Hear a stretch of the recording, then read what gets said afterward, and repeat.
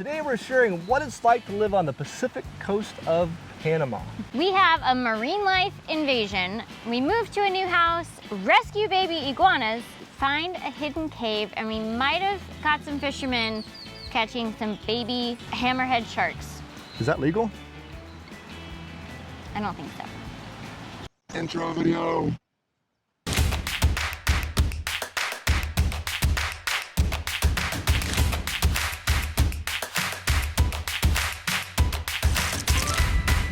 A few years back, we dreamed of escaping the typical American life. Sure, we traveled, but our trips were always limited to a week, 2 weeks tops. Surfing in El Salvador, sailing in St. Vincent and the Grenadines. We had plenty of adventures, but always with a time limit. Just as we began to enjoy our newfound freedom, we'd realized it was almost time to go back to the real world. Time to wash our clothes and buy groceries. And then go back to work where I would daydream about the next adventure. Well, fast forward and here we are. We did it! We broke free and here we are enjoying an international trip on the coast of Panama. The water is warm, the locals are friendly, and we will be spending 3 months right here on the beach. After just a few days, we had a big visit from some neighbors.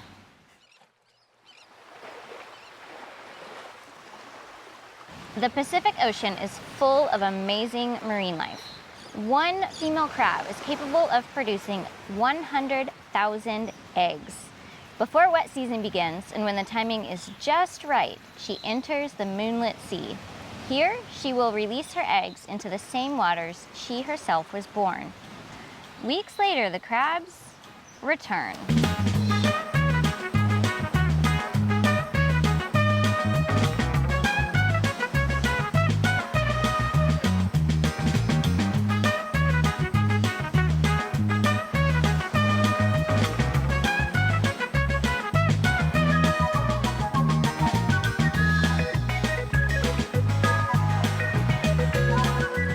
So few will make it back to shore, and even fewer will escape the oppressive heat of the Panamanian sun.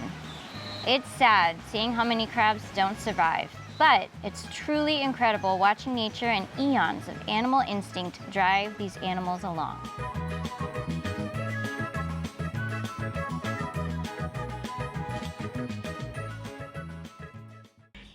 This was my office for school and video creation, as well as Tucker's play area.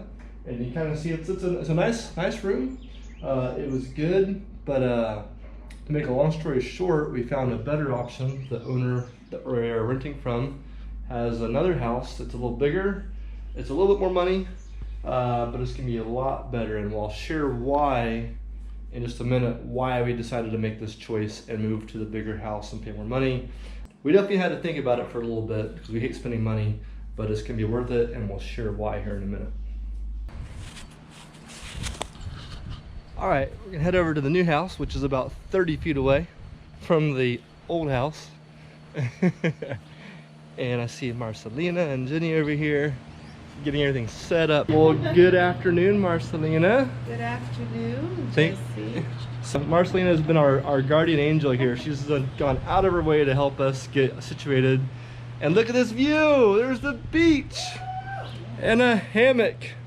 So we're excited. This is even better. The last spot wasn't that bad to begin with, and this is even better. So we're excited, we'll have more room, and I'll show you guys around the new digs here. So thank you very much for helping to facilitate this transition. You're welcome. I'm excited for you. Thank you. All right, so we're gonna head into the new house, and I'll show everybody around.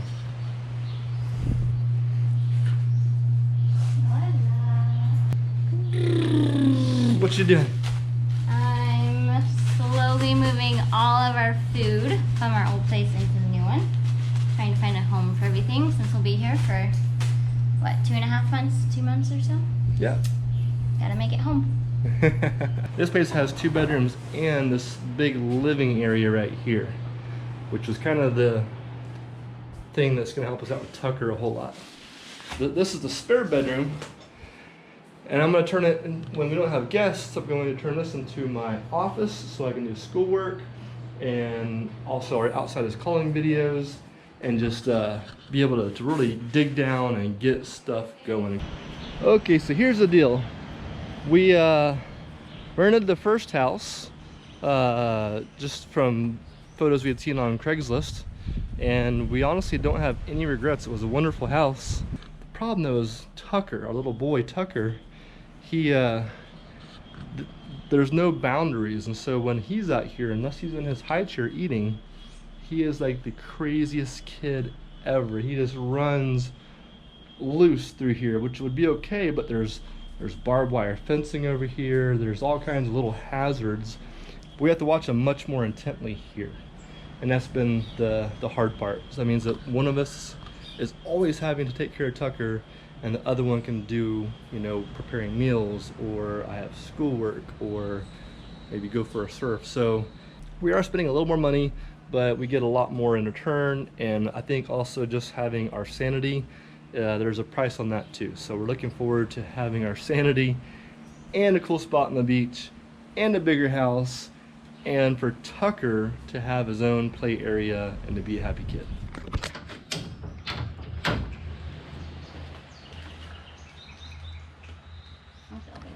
What's going on? So we rented a car. Surf has gone flat for this week. So we're gonna go maybe to the mountains. We're gonna go on a waterfall hike this week. And so we're headed out on our first adventure this evening. Should be a big one. We're gonna drive into town and get groceries.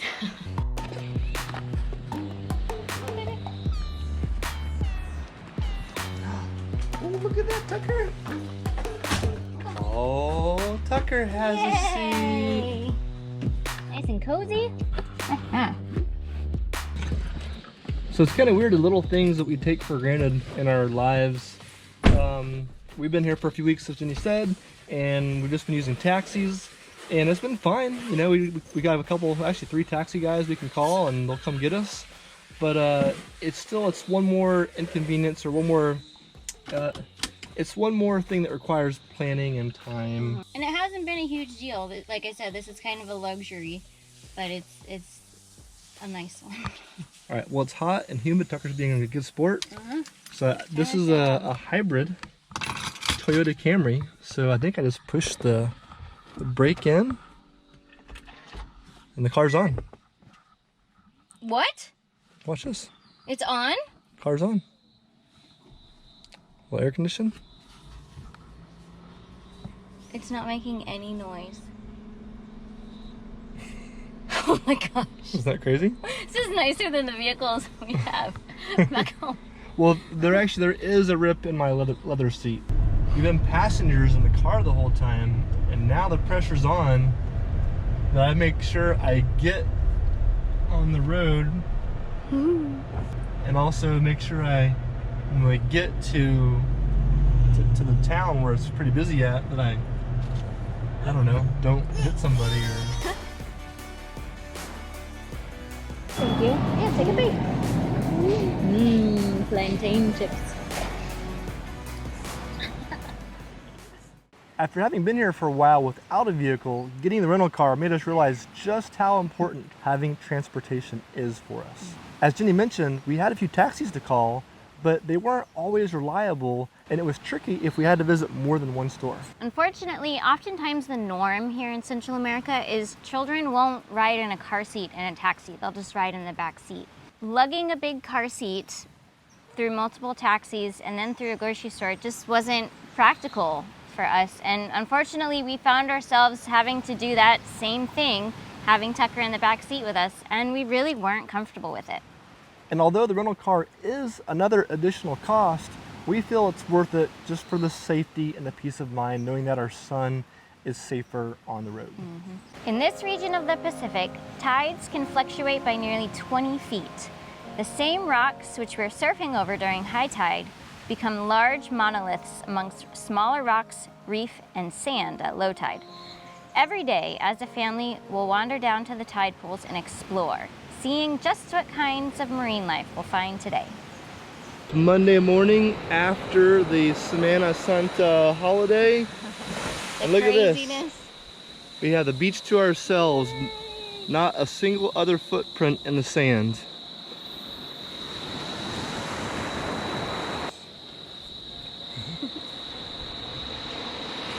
Camera shy. Even the swell is gone, just like everything is quiet after the craziness of last week.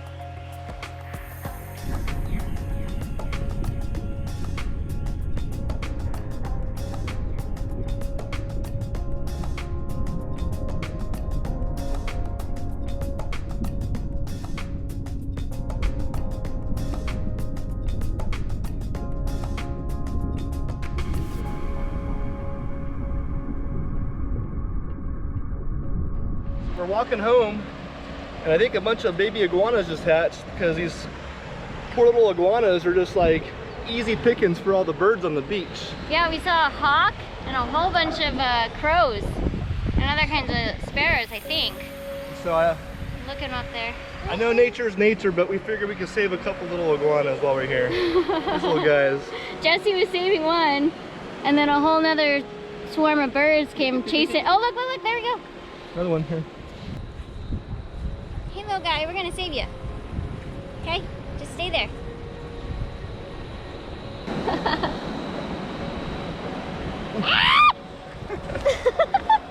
Where'd it go? I don't know.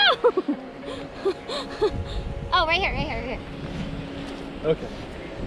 If I get in the water, they're easy to catch in the water. Tucker's gonna go help Daddy. Go help Daddy get that iguana, baby. All right, it's their lucky day. Oh my What do you goodness. think, Tucker? Look at the iguanas. The baby iguanas.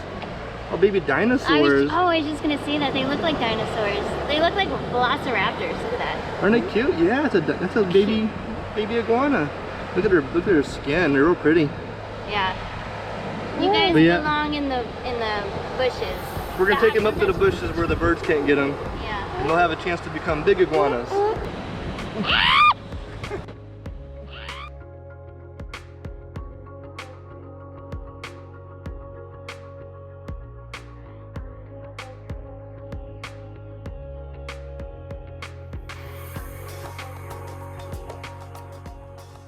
For a school project I'm working on, I needed footage of various things along the coastline. I'm creating a commercial for a local business, and I needed what we call B-roll. I'll share the video with you here on our channel soon, but for now I'll just tell you about it. Essentially, it's a woman's voice as voiceover as she talks about this area. Welcome to the Manglar Lodge, Panama. Catch a wave and explore our beautiful coast. Welcome to Panama. Paradise awaits. For the video, I'll be capturing some nice high-resolution, high-quality footage of the coastline, of the trees, the plants, the animals, all kinds of great footage that will accompany her dialogue. One morning as the sun was rising, I saw some fishermen in the waters in front of our beach house. The lighting was perfect. Every so often some pelicans would fly past, and my telephoto lens was capable of getting close to the action. Unfortunately, most of the fishing in this region is through the use of gill nets. In a beautiful formation, the fishermen leave port each evening around 5 p.m., head out to sea, set their gill nets, and wait. At some point later in the night, or in this case later in the morning, they begin hauling in their nets to see what they've caught. The problem is nets don't discriminate between fish or turtles or sharks or whatever they catch. Whatever swims and becomes entangled in their nets is part of the catch. At the time I thought I was catching some beautiful footage of fishermen catching fish behind the house here.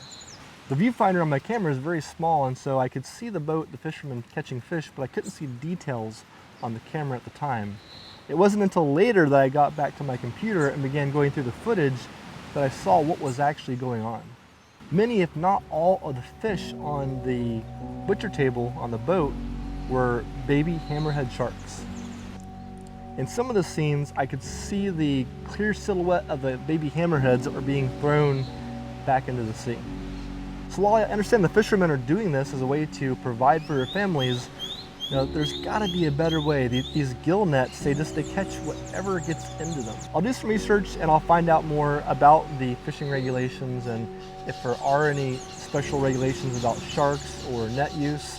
But that's one of the things about some of these other countries outside the US is there's a lot of different rules and regulations, and oftentimes those regulations are minimal. And we've enjoyed our fair share of amazing seafood while we've been here, but now that we've seen some of the tactics used, we definitely want to make sure that we're not going to contribute to overfishing. Yeah.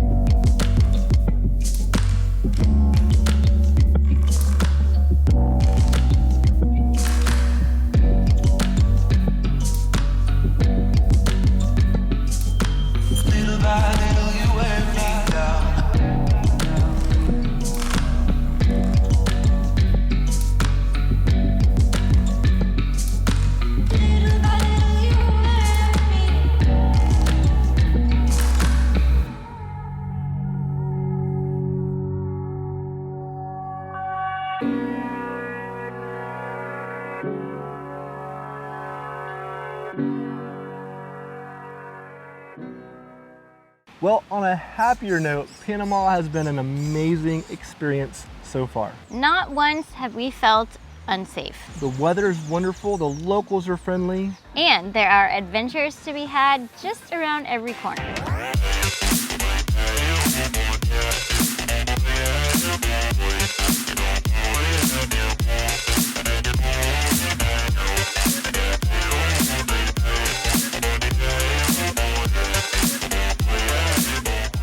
If you enjoyed the video, please like, subscribe, share with your friends. You can also find us on Instagram and Facebook, and our website is outsideiscalling.com. See you guys next time.